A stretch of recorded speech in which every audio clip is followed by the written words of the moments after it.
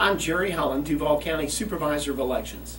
On the November 4th ballot, there is Amendment 1 to the Florida Constitution titled Florida and Water Land Conservation Initiative.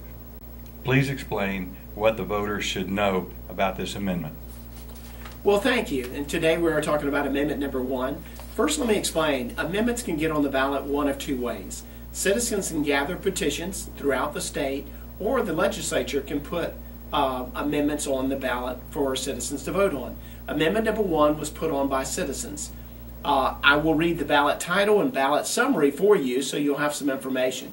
Also, I want to tell you a lot of people will ask the question, what does a yes vote mean or a no vote?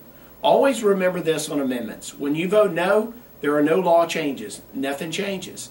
A vote yes is what changes the law. And also what this does is puts the outcome of this amendment, if you vote yes and it passes, in the Florida State Constitution, which is an important change too, because in order to change this, it will have to be a change also to our Constitution in the future.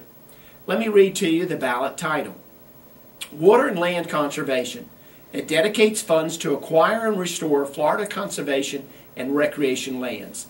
The ballot summary, which is limited by law, says funds the Land Acquisition Trust Fund to acquire, restore, improve, and manage conservation lands, including wetlands and forests, fish and wildlife habitat, lands protecting water resources, drinking water sources, including the Everglades, and the water quality of rivers, lakes, and streams, beaches and shores, outdoor recreation lands, and working farms and ranches, and historic and geologic sites, by dedicating 33% of the net revenues from the existing excise tax on documents for 20 years.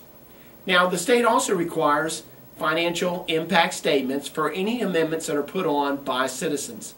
The financial impact statement for Amendment number 1 says, this amendment does not increase or decrease state revenues.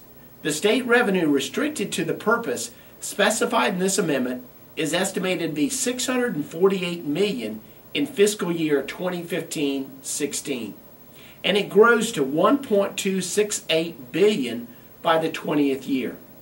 Whether this results in any additional state expenditures depends on future legislative actions and cannot be determined. Similarly, the impact on local government revenues, if any, cannot be determined.